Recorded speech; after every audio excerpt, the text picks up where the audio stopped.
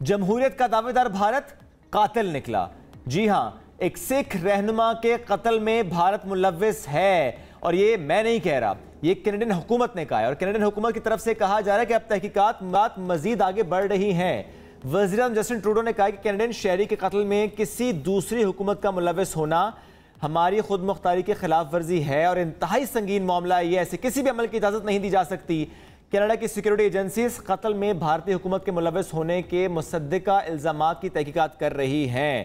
ہم بات کر رہے ہیں سکھ رہنما ہردیپ سنگھ کی، خالصتان کے حامی، جن کو کینیڈا میں 18 جون کو قتل کیا گیا تھا۔ اور اب اس سے متعلق ایک اور خبر آ رہی ہے کہ کینیڈا نے سکھ رہنما کے قتل کے الزام میں بھارتی سفارتکار کو نکال دیا ہے۔ کینیڈین وزیر اعظم کی طرف سے جو بیان ہے وہ تم نے شیئر کیا۔ اب کینیڈین وزیر خارجہ نے کہا ہے کہ بھارتی سفارتکار کو سکھ شہری کے قتل میں ملوث ہونے کے الزام پر نکالا ہے۔ کینیڈین شہری کو قتل کرنا کسی صورت قابل قبول نہیں ہے، اور نکالا گیا سفارتکار، اس کے حوالے سے پتہ کیا بات سامنے آئی ہے کہ کینیڈا میں بھارتی خفیہ ایجنسی کا سربراہ تھا۔ یہ بہت اہم معاملہ ہے جس پر ہم بات کر رہے ہیں آج پروگرام کے آغاز پر۔ امن کو چیلنج کیا ہے، اور صرف یہ ایک ملک کے امن کو چیلنج نہیں کیا گیا، یہ تو گلوبلی دیکھا جائے تو ہر ملک کے امن کو چیلنج کیا گیا ہے، جہاں پر کمیونٹیز کو سکون سے رہنے نہیں دیا جاتا، اور جو جمہوریت کا دعوے دار ہے بھارت، وہ بیسیکلی جمہوریت پہ بلیو نہیں کرتا، اس کو پریکٹس نہیں کرتا کسی بھی طرح سے۔ ہمارے ساتھ اس وقت سید محمد علی صاحب موجود ہیں، دفاعی تجزیہ کار ہیں۔ سر بہت شکریہ پروگرام میں جوائن کرنے کے لیے۔ سر، بھارت نے کینیڈا کی خود مختاری کو چیلنج کیا ہے، ہاؤ الارمنگ از دیٹ؟ بہت شکریہ جی۔ دراصل یہ ایک بہت امپورٹنٹ انٹرنیشنل ڈیولپمنٹ ہے، اور یہ جو آج خطاب کیا ہے کینیڈین وزیر اعظم نے اپنے ایوان نمائندگان سے، یہ ایک طویل پروسیس کی ایک کلمنیشن پوائنٹ یوں سمجھ لیں۔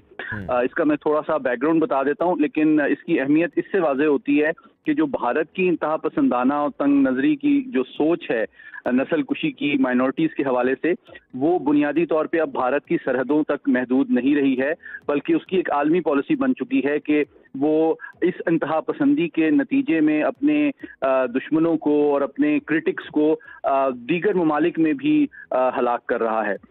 اچھا، لیکن اس کی اہمیت اس لیے بہت بڑی ہے کیونکہ اب یہ صرف بھارت کا مسئلہ نہیں ہے، بلکہ ایک عالمی سلامتی کا مسئلہ بنتا جا رہا ہے، اور اس کی بنیادی وجہ یہ ہے کہ جسٹن ٹروڈو نے یہ خطاب کرنے سے پہلے امریکی صدر Joe Biden, French president Macron اور جو برطانوی وزیر اعظم ہیں ان کو اعتماد میں لیا ہے۔ اور اس کی ضرورت کیوں پڑی، یہ میں کوئکلی آپ کو مختصراً بتا دیتا ہوں۔ دیکھیے، چند ماہ قبل جب ان کو ہلاک کیا گیا، اس سے پہلے بھی ان سکھ رہنما کو کینیڈین انٹیلیجنس نے وارن کیا تھا کہ آپ بھارتی انٹیلیجنس ایجنسیز کے نشانے پہ ہیں تو احتیاط کریں، اور یہ بات خود ان سکھ رہنما کے وکیل نے یہ بتائی ہے۔ اس کا مطلب ہے کہ کینیڈین حکومت اور انٹیلیجنس ایجنسیز کو بھارتی انٹیلیجنس ایجنسیز کی کارروائیوں کا پہلے سے علم تھا۔ اور دوسری بات جو میں ایک بہت اہم آپ کے وساطت سے بتاتا چلوں، ابھی چند دن قبل جو کینیڈین قومی سلامتی کے مشیر ہیں، نیشنل سیکیورٹی ایڈوائزر اور انٹیلیجنس چیف، انہوں نے بھارت کا دورہ کیا اور تمام ثبوت بھارتی انٹیلیجنس چیف اور حکومت کے سامنے پیش کیے اور ان سے اس انویسٹیگیشن میں تعاون کی درخواست کی، لیکن بدقسمتی سے بھارت اپنے پرانے ہٹ دھرمی کے رویے پہ قائم رہا اور اس نے تعاون نہیں کیا، جس کے نتیجے میں جب کینیڈین نیشنل سیکیورٹی ایڈوائزر اور انٹیلیجنس چیف جب واپس آئے اور انہوں نے اپنے وزیر اعظم کو بریف کیا، تو پھر انہوں نے یہ فیصلہ کیا کہ بھارت تعاون نہیں کر رہا۔ اس کا مطلب ہے، یہ اس بات کا ثبوت ہے کہ یہ ان کی ڈیلیبریٹ سرکاری پالیسی ہے کہ اپنے پولیٹیکل اوپوننٹس اور ہیومن رائٹ ایکٹیوسٹ کو دیگر ممالک میں ہلاک کیا جائے۔ اس کے بعد انہوں نے امریکی صدر Joe Biden, French president Macron اور برطانوی وزیر اعظم کو کانفیڈنس میں لیا، اور پھر انہوں نے ایوان نمائندگان میں یہ بات علی صاحب، یہ بہت اہم پوائنٹ آپ ریز کر رہے ہیں کہ اعتماد میں لیا۔ ہم بات کریں کہ یو ایس کو بھی اعتماد میں لے رہے ہیں، یو کے کو بھی اعتماد میں لے رہے ہیں، فرانس کو بھی اعتماد میں لے رہے ہیں۔ ایسے میں ہم یہ نہیں بھول سکتے کہ انہی ریسنٹ منتھس کی اگر ہم بات کریں تو ایک اور سکھ کو قتل کیا گیا تھا یو کے میں، اور ظاہر ہے وہ بھی مسٹیریس ڈیتھس تھی۔ اب ایسے میں جب اس طرح سے جسٹن ٹروڈو خطاب کرتے ہیں، اس سے پہلے اعتماد میں لیتے ہیں، تو آپ کو نہیں لگتا کہ یہ تو بہت ہی بڑا معاملہ بننے جا رہا ہے جس میں فرانس، یو ایس، یو کے اب وہ پریشر بلڈ کر سکتا ہے بھارت پر؟ जी बिल्कुल ऐसे ही। और मैं समझता हूं कि इनिशियल जो इंडिकेशंस हैं कि ये एक आलमी मामला बन चुका है, और उसका सबूत ये है कि अभी थोड़ी देर पहले व्हाइट हाउस की जो नेशनल सिक्योरिटी काउंसिल के तर्जुमान का तहरीरी बयान जो सामने आया है, उसमें उन्होंने इस मामले की इन्वेस्टिगेशन को क्रिटिकल भी करार दिया है, और उन्होंने कहा है कि those responsible must be brought to justice. तो ये एक वाज़े पैगाम भारतीय हुकूमत के लिए है कि जो इसमें मुलव्विस हैं उनको केफरे किरदार तक पहुंचाया जाए।